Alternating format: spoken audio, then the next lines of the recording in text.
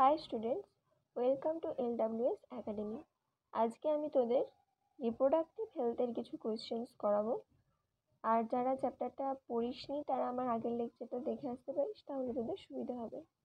তো যাই হোক, কথা না বাড়িয়ে চল কোয়েশ্চেনগুলো শুরু করা যাক।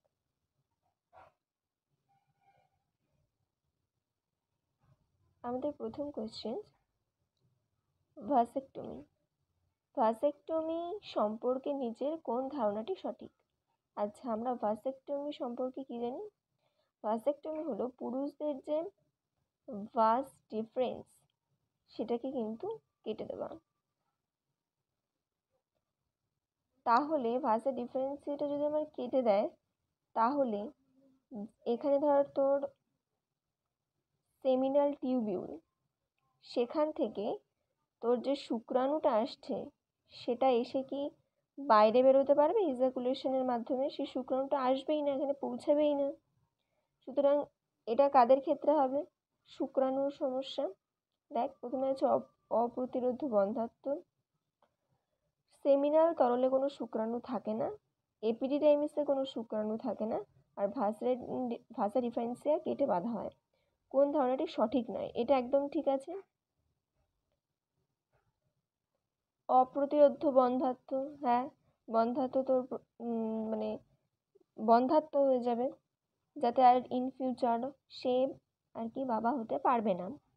সেমিনাল তরলে কোনো শুক্রাণু থাকবে না, একদম ঠিক আছে। সেমিনাল তরল মানে সেমিনাল ভেসিকল প্লাস বার্থোলিন, এগুলো থেকে যে তরলটা নিঃসৃত হবে তার সঙ্গে কোনো স্পার্ম যুক্ত হবে না, কারণ এখানে তোকে বেঁধে দেওয়া মানে কেটে দেওয়া হয়েছে। এপিডিডাইমিসে কোনো শুক্রাণু থাকবে না। এপিডিডাইমিসে কেন থাকবে না? এপিডিডাইমিসে তো থাকবে, কারণ এপিডিডাইমিস আগে, তারপরে ভাসা ডিফারেন্সিয়া, তার মানে এপিডিডাইমিসে শুক্রাণু থাকবে। সুতরাং এখানে যে বলছে কোন ধারণাটি সঠিক নয়, এখানে হবে এটা, কারণ ভাসা ডিফারেন্সিয়া কেটে বাঁধা হয়, এটাও ঠিক আছে। এখানে উত্তর হবে অপশন সি। সুতরাং এখানে আমার উত্তর হবে অপশন সি। আচ্ছা, নেক্সট, নিম্নলিখিত কোনটি একটি রাসায়নিক গর্ভনিরোধক পদ্ধতি? আচ্ছা, কোয়েশ্চেন আমাকে কি বলে দিয়েছে? রাসায়নিক গর্ভনিরোধক। গর্ভনিরোধক আমরা অনেকভাবে পড়েছি, একটা কন্ডোম, তারপরে ক্রিম, এছাড়াও কপারটি, অনেকভাবে পড়েছি। আমাদের রাসায়নিক কোনটা? দেখ, ভাসেকটমি কি? ভাসেকটমি হচ্ছে তোর, আমি কেবলই যেটা বললাম, ভাসা ডিফারেন্সিয়া যেটা আছে সেটাকে এখান থেকে কেটে দেওয়া হবে। তাহলে কেটে যদি দিস তাহলে দিক দিয়ে তোর স্পার্ম বেরোবে না, কিন্তু এটা রাসায়নিক হচ্ছে কি, এটা তো সার্জিক্যাল হয়ে গেল, সুতরাং এটা হবে না। কন্ডোম কি? কন্ডোম এটা তো পুরুষদের ক্ষেত্রে এটা একটা এমন জিনিস যে এটা তো ওয়্যার করে, কিন্তু এটা কোনো রাসায়নিক নয়, এটা বাহ্যিকভাবে। আচ্ছা, ডায়াফ্রাম আর কন্ডোম সেম জিনিস, কন্ডোম হয় পুরুষদের ক্ষেত্রে আর ডায়াফ্রাম হয় মহিলাদের ক্ষেত্রে।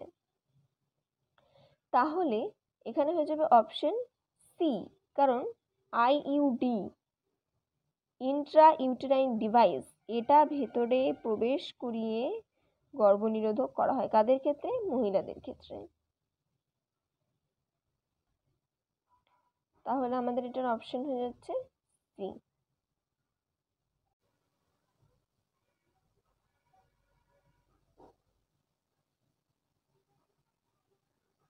আচ্ছা, morning after pills, morning after pills আচ্ছা কী জন্য ব্যবহৃত হবে বলে তোদের মনে হয়?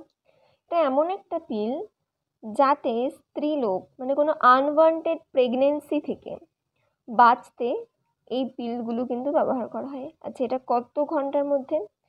72 ঘন্টা, 72 ঘন্টার মধ্যে কিন্তু গ্রহণ করতে হবে, অর্থাৎ 3 দিন।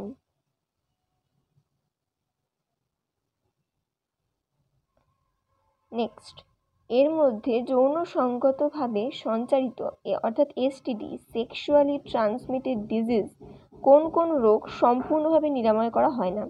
আচ্ছা, আমি তোদের বলেছিলাম এইচ যুক্ত যে সমস্ত রোগগুলো আছে, অর্থাৎ জেনিটাল হারপিস, তারপরে এইচআইভি, তারপরে হেপাটাইটিস, এই 3টে রোগ কিন্তু কোনোদিনও পুরোপুরিভাবে কিওরড সম্ভব নয় এমনটা।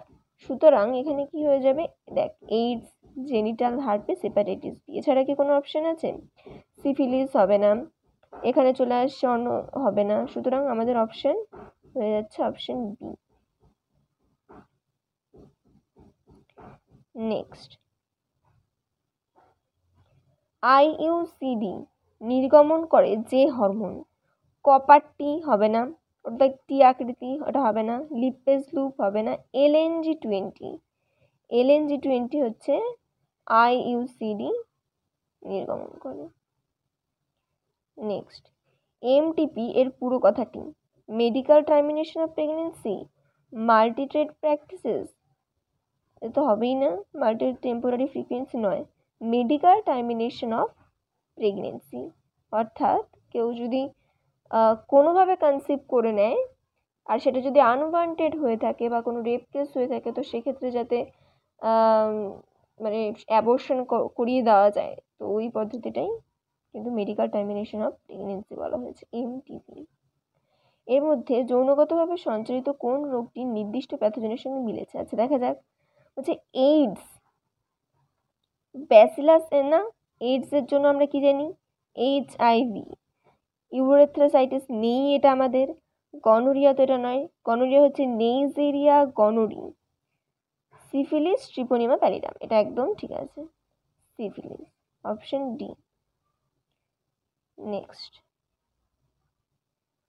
নিম্নলিখিত কোনগুলি ভাইরাস ঘটিত রোগ? আচ্ছা, গনোরিয়া না, গনোরিয়া ব্যাকটেরিয়া ঘটিত রোগ।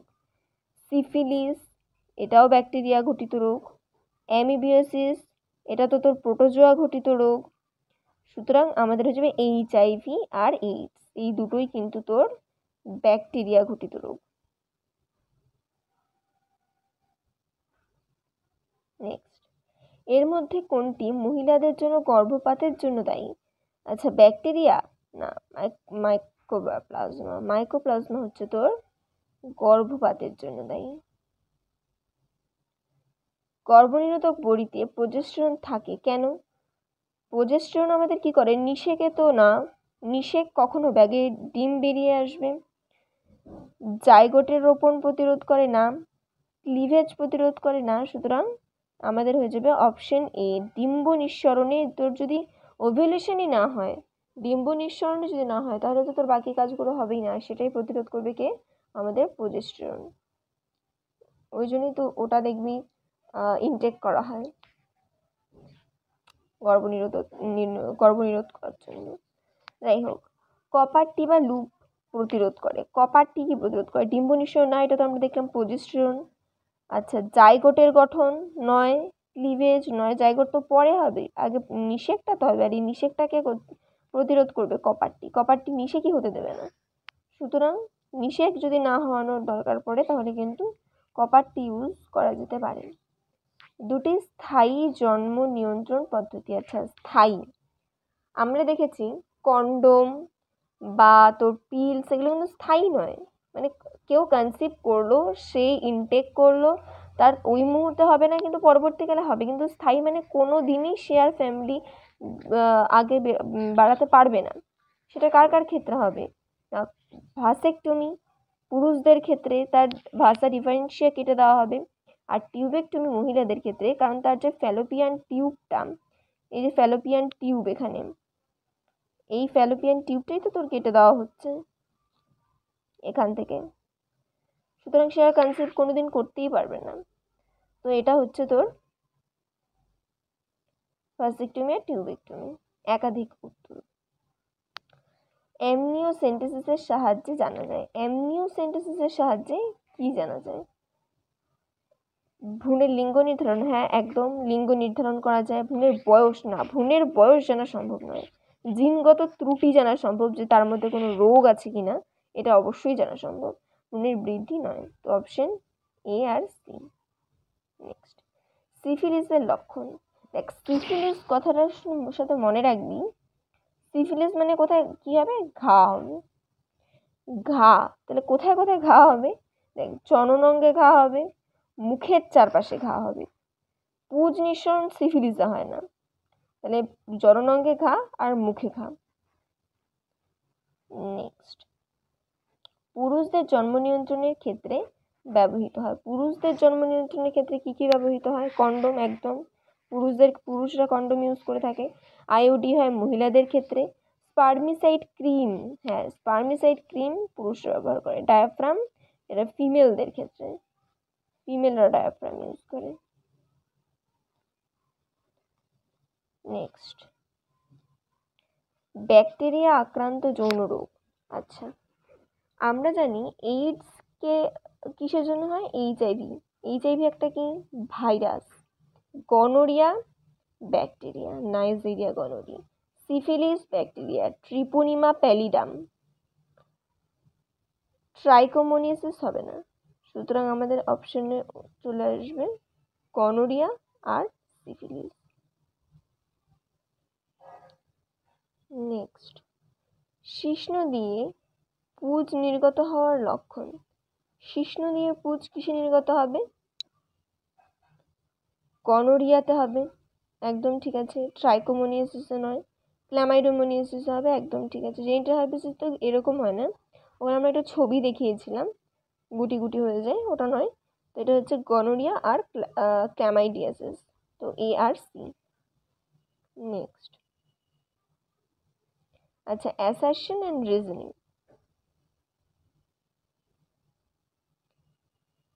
বলছে মেয়ের জন্ম দেওয়ার জন্য মাকেই দায়ী করা উচিত, এতে বলেছে।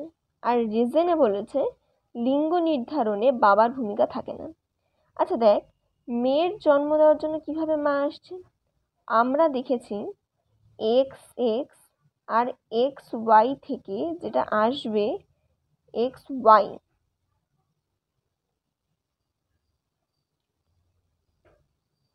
এক্স এক্স আর এক্স ওয়াই থেকে যদি তোর এক্স আর ওয়াই আসে তাহলে হবে তোর ছেলে।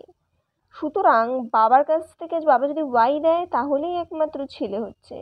কিন্তু বাবা যদি কোনো কারণে এক্স দেয় তাহলে এক্স আর এক্স মিলে কী তৈরি হয়ে যাবে? এক্স এক্স, অর্থাৎ মেয়ে। সুতরাং মাকে তো দায়ী করা যাবেই না।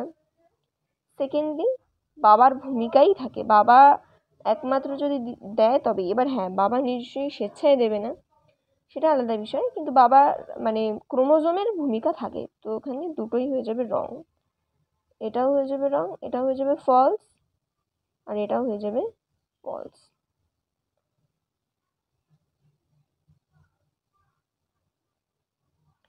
আচ্ছা, নেক্সট বলেছেন এখানে 2 নম্বর কোয়েশ্চেন, গর্ভনিরোধ ছাড়াও কন্ডোম এইডস ও বিভিন্ন যৌনবাহিত রোগের সংক্রমণে বাধা দেয়, একদম ঠিক আছে। এটা হয়ে যাবে আমাদের ট্রু, ট্রু, লেখাও মুশকিল। আর কিছু গর্ভনিরোধক বড়ি বাহুর উপরে স্থিত ত্বকে স্থাপন করে গর্ভনিরোধ করা হয়, একদম ঠিক আছে। এটা হয়ে যাবে ট্রু। তাহলে এটা ফলস, উপরেরটা দুটোই ফলস আর নিচেরটা দুটোই ট্রু। নেক্সট, এদের মধ্যে কোনটি যৌনবাহিত রোগ নয়? সিফিলিস যৌনবাহিত, এইডস যৌনবাহিত, ট্রাইকোমোনিয়াসিস যৌনবাহিত। সুতরাং যৌনবাহিত নয় কোনটা? আমাদের এনসেফালাইটিস হচ্ছে যৌনবাহিত রোগ নয়। আচ্ছা, এইডসের ক্ষেত্রে ব্যবহৃত ওষুধ কি? এটা তোদের পুরোটাই মুখস্থ করতে হবে, সেটা হচ্ছে এটা, অপশন বি, জিডোভোরেনিন।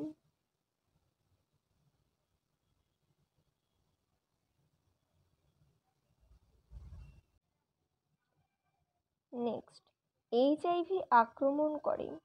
আচ্ছা, এইচআইভি কি আক্রমণ করে?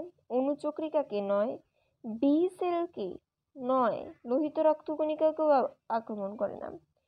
এইচআইভি কাকে আক্রমণ করে? হেল্পার টি সেল। এটা মনে রাখবে, এটা খুব ইম্পর্টেন্ট একটা কোয়েশ্চেন।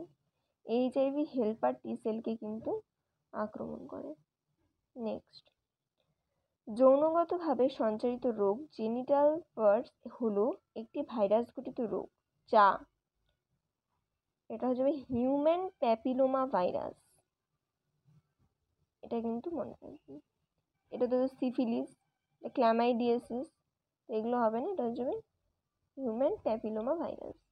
নেক্সট, যে পদ্ধতিতে পিতামাতার ত্রুটি নির্ণয়ের জন্য ভ্রূণের চারপাশে তলপথ ব্যবহার করা হয় তা হলো এন্ডোস্কোপি নয়, এটা হচ্ছে অ্যামনিওসেন্টেসিস। Option B. এন্ডোস্কোপি কি বলতো, নল ঢুকিয়ে পেটের ফটো নেওয়াকে ওটাকে বলা হয়, পেটের ভেতরে স্টোমাকে কি হচ্ছে না হচ্ছে, দ্যাটস এন্ডোস্কোপি।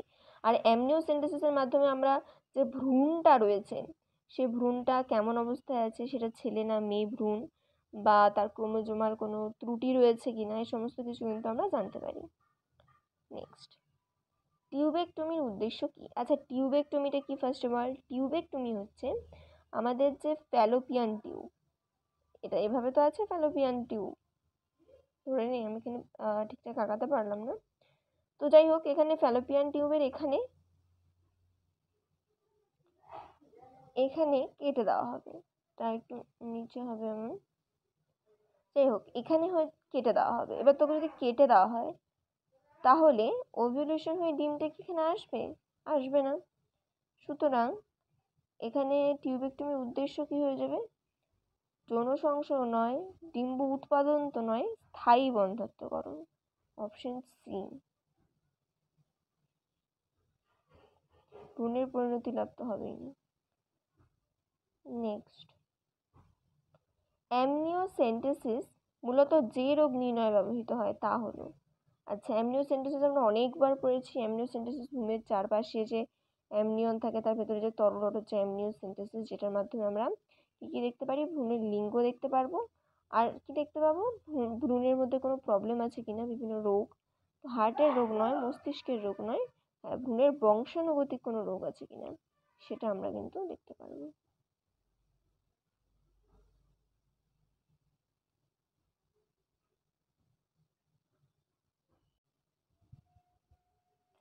নেক্সট, স্ত্রী লোকের ক্ষেত্রে যা গ্রহণের দ্বারা ঋতুচক্রকে স্থগিত রাখা হয়।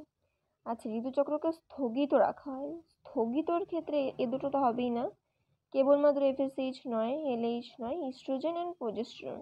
প্রোজেস্টেরন খুব ইম্পর্টেন্ট ঋতুচক্র স্থগিত রাখার জন্য মেইনলি, ওটা আমরা দেখেছি বন্ধ্যাত্বতে ইউজ করা হচ্ছে। আচ্ছা, অভূমিষ্ঠ সন্তানদের বংশগত বিপাকীয় ত্রুটি পরীক্ষাটা অনেকবার পড়লাম অ্যামনিওসেন্টেসিস, সুতরাং বুঝতেই পারছি সেটা কতটা ইম্পর্টেন্ট। এটা ভীষণ কিন্তু মানে দেখে যাওয়ার মতো একটা জিনিস পরীক্ষায়। আচ্ছা নেক্সট, বলছে গর্ভনিরোধক বড়ি মেলাতে হবে দুদিক, পদ্ধতি আর কার্যপদ্ধতি। বড়ি কি কাজ করে? জরায়ুর মুখে শুক্রাণু পৌঁছানো নয়, প্রতিস্থাপন প্রতিহত করে, ডিম্ব নিঃসরণ প্রতিহত করে, বীর্যে শুক্রাণু থাকে না। আচ্ছা, বীর্যে শুক্রাণু থাকে না এটা আমরা অলরেডি জানি, এটা হয়ে যাবে ভাসেক্টমি, কারণ ভাসা ডিফারেন্স কেটে দেওয়া হয়, ফলে বীর্যে শুক্রাণু থাকে না। সুতরাং হয়ে যাচ্ছে C-4। দেখ C-4 কোথায় আছে?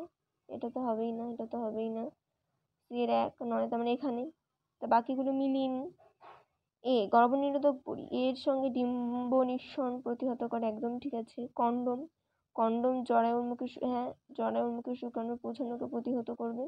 আর কপারটি যেটা ভেতরে প্রবেশ করা হয় ওটা রোপণ পদ্ধতি, একদম ঠিক আছে। Option A. তোরা এক ভালো করে দেখে নে, এগুলো কিন্তু এক্সামে আসবে। নেক্সট, আচ্ছা এটা কিসের ছবি?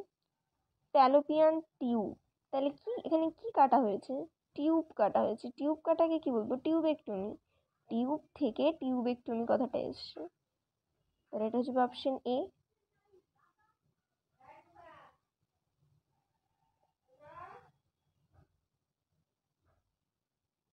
এটা হয়ে যাবে টিউবেকটমি। আর ভাসেক্টমিকে আমি আগেই বলে দিয়েছি, যেখানে ভাস ডিফারেন্স কাটা হচ্ছে, ডিম্বাশয় ক্যান্সার তো একেবারেই নয়, ক্যান্সার নিশ্চয়ই এইভাবে দেখানো হবে না, জরায়ুর ক্যান্সারও নয়, এটা হয়ে যাবে অপশন এ।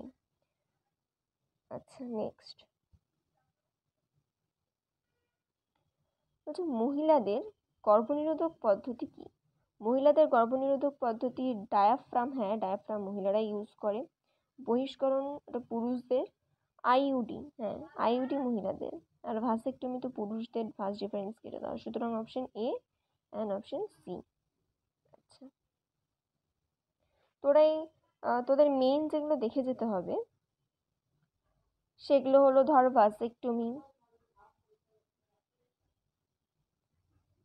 আচ্ছা সেগুলো ভাসেক্টমি, টিউবেকটমি, তারপরে অ্যামনিওসেন্টেসিস, এই জিনিসগুলো, এমটিপি, তারপরে যে সমস্ত বড়িগুলো রয়েছে, বড়িগুলো কী কী আছে, যেমন ধর মালা এল, মালা ডি, এই বড়িগুলো একবার করে দেখে যাবি কী কী এস্ট্রোজেন, প্রোজেস্টেরন, এই জিনিসগুলো এই চ্যাপ্টার থেকে মেনলি এই জিনিসগুলোই আসবে।